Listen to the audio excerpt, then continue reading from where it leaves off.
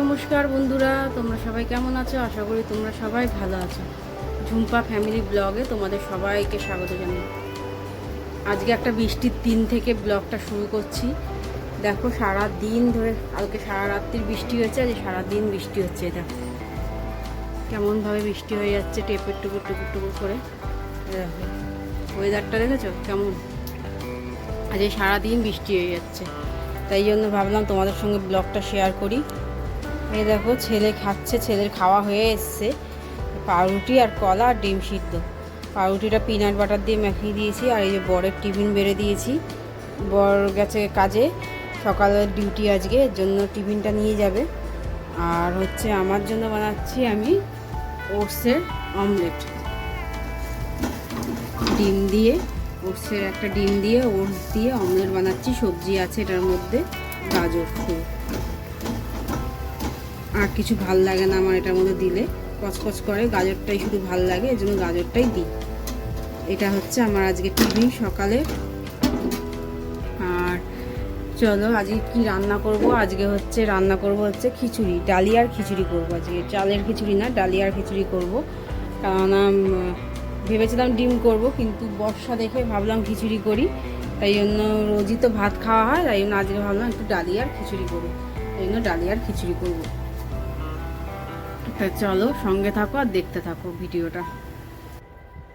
দেখো বন্ধুরা, তোমরা তো নিশ্চয়ই অবাক হচ্ছ। ঝুম্পা বলল যে খিচুড়ি করবে এই বৃষ্টির মধ্যে, আবার মটন কি করে চলে আসলো। আর কি বলবো, এটার একটা ঘটনা আছে, পরে তোমাদের সঙ্গে শেয়ার করছি।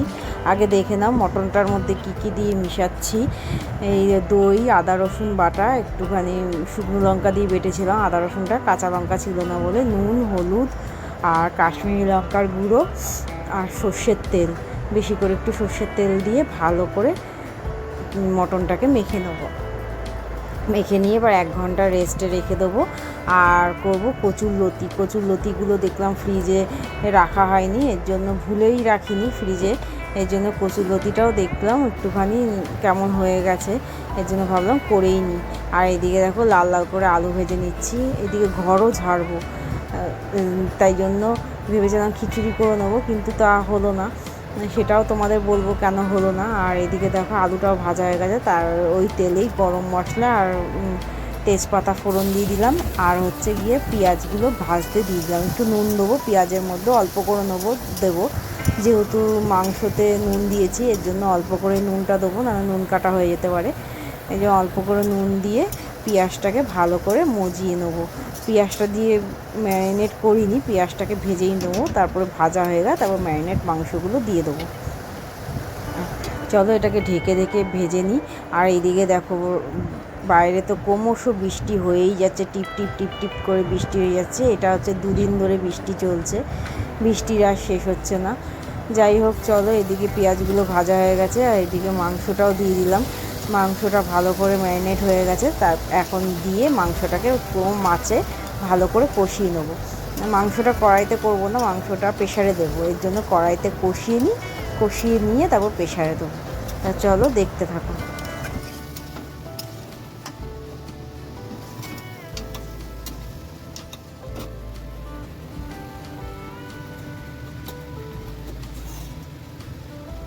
বলেছিলাম না কচুর লতি করব, ওই জন্য সেই লতিটাও ভালো করে কেটে ধুয়ে নিয়েছি, ধুয়ে সিদ্ধ বসিয়ে দিয়েছি। আর এইদিকে দেখো লতিটার জন্য হচ্ছে জিরে, এই তোমার কি বলে, কালো সর্ষে আর কাঁচা লঙ্কা দিয়ে বেটে নিয়েছি এটা।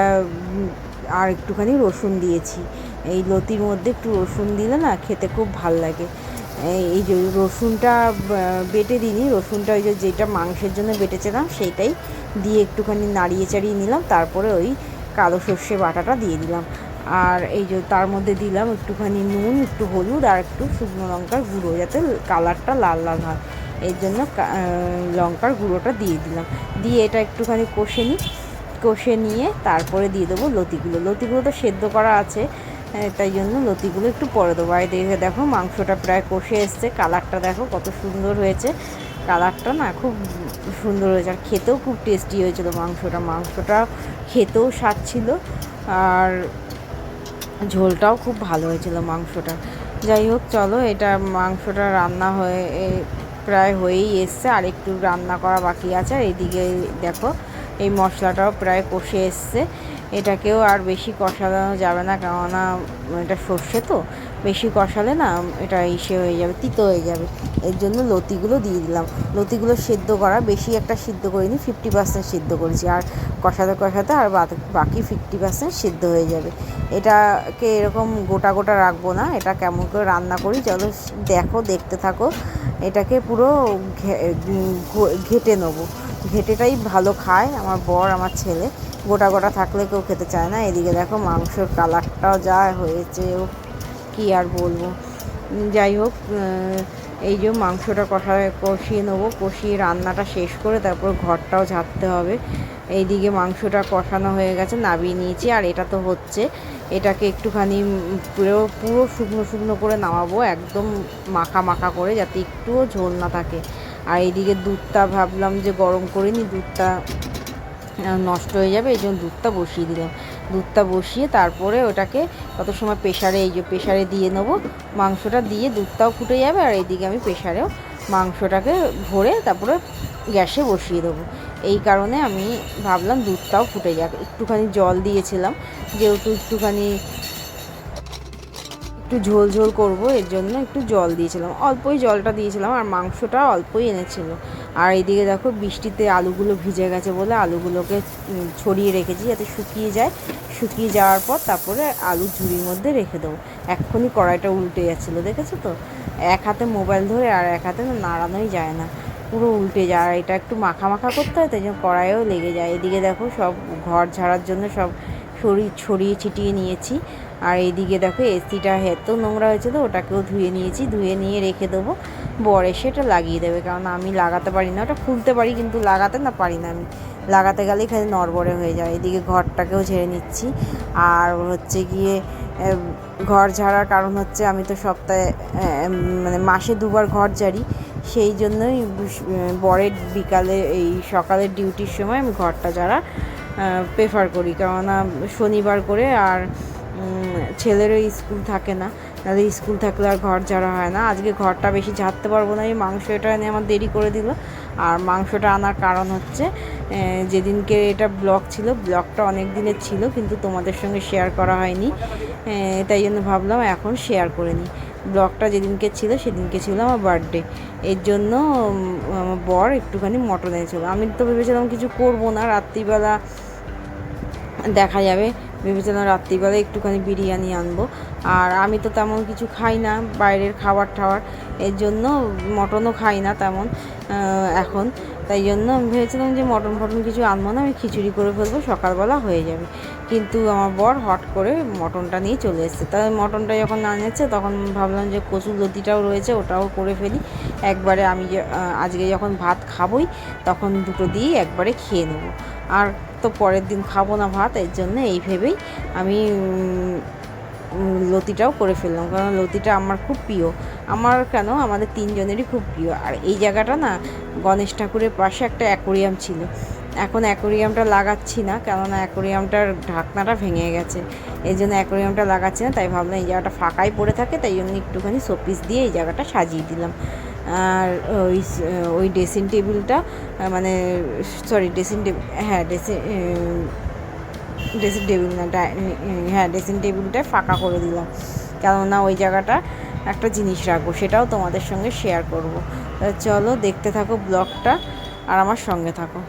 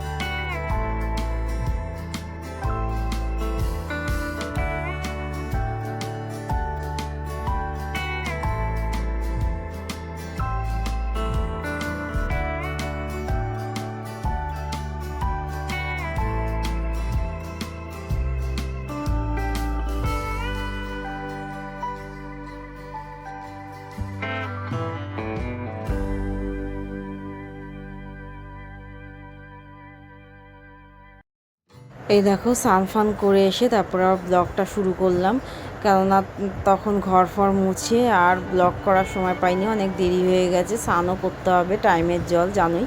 তাই জন্য বিছনাটাকে এরকমভাবে ছড়ানোই ছিল, ছড়ানো মানে কি ওই সব জিনিসগুলো উপরে ছিল খাটের উপরে, সেগুলোই সরিয়ে নিলাম।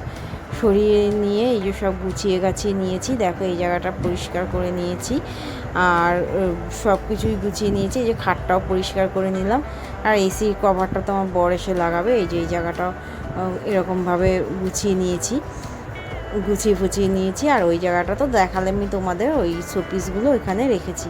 তাই চলো একটা পার্সেল এসছে, সেটাই তোমাদের সঙ্গে শেয়ার করি।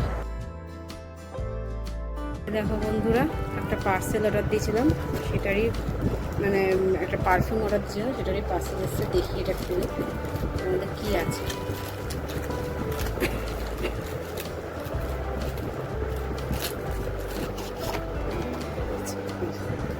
এই পারফিউমগুলো অর্ডার দিয়েছিলাম, চলো এটাকে খুলে দেখি। এটা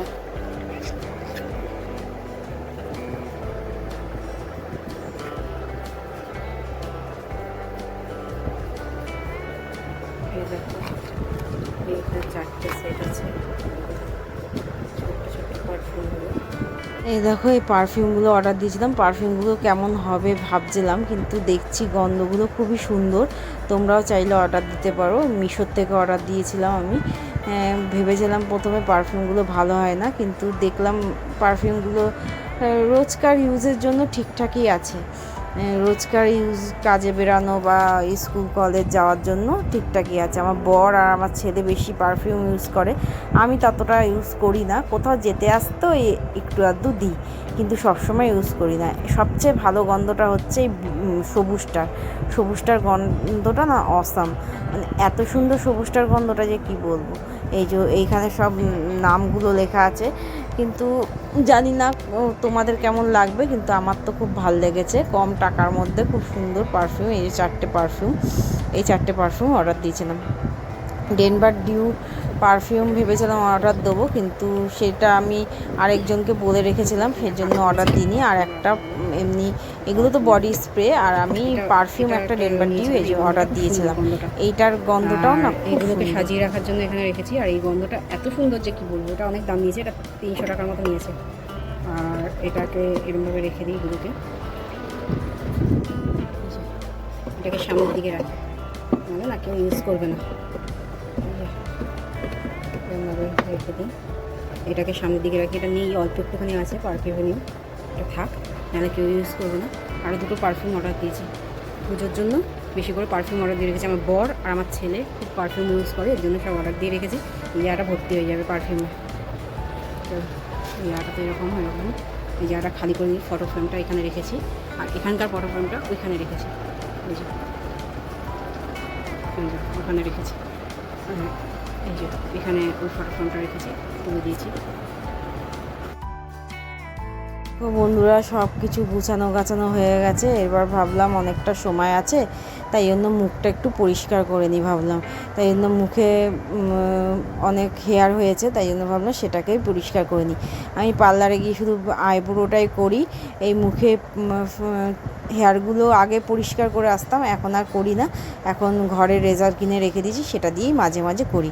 এটাতে কোনো হেয়ার গ্রোথ বেশি হয় না, কিন্তু যেইটুখানি থাকে সেইটুখানি রিমুভ হয়ে যায়, আর খুব সুন্দরই হয় এটাতে। আমি যেরমভাবে ইউজ করি রেজার, ফেস রেজারটা, সেরমভাবেই তোমাদের সঙ্গে শেয়ার করছি।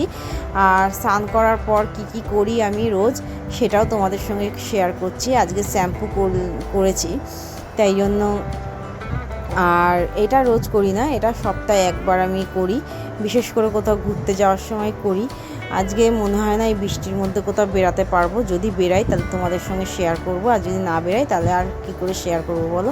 কেননা যা বৃষ্টি হচ্ছে, মনে হচ্ছে না কোনো জায়গায় যাব, কেননা এত বৃষ্টির মধ্যে আমার ভালো লাগে না কোথাও যেতে। এই জন্য ভাবলাম ঘরে থেকেই আনন্দ করব।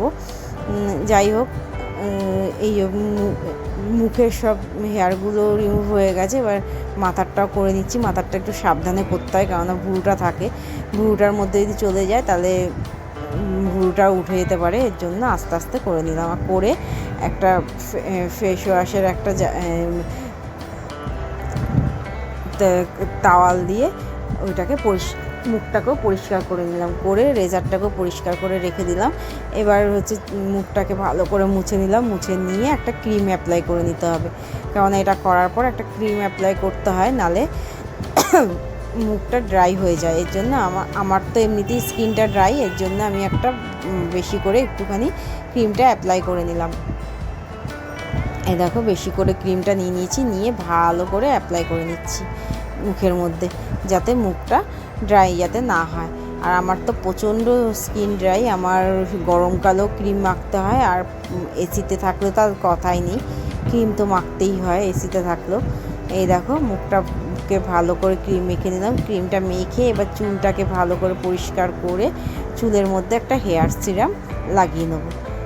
চলো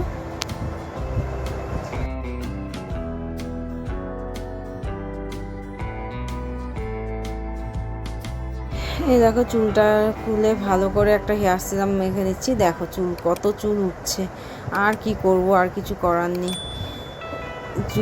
হেয়ার সিরামটা মেখে তারপরে পরবো সিঁদুর। তা চলো ব্লগটা আজকে এখানেই শেষ করে দিলাম, আর বাড়ালাম না ব্লগটা। আমার ব্লগটা যদি ভালো লাগে তাহলে লাইক শেয়ার কমেন্ট করে দেবে, আর আমার চ্যানেলটাকে সাবস্ক্রাইব করে দেবে, আর পাশে থাকা বেল ঘন্টিটা টিপে দেবে। তাই চলো আজকের মতো টাটা বাই বাই, আবার দেখা হবে পরের একটা ব্লগে।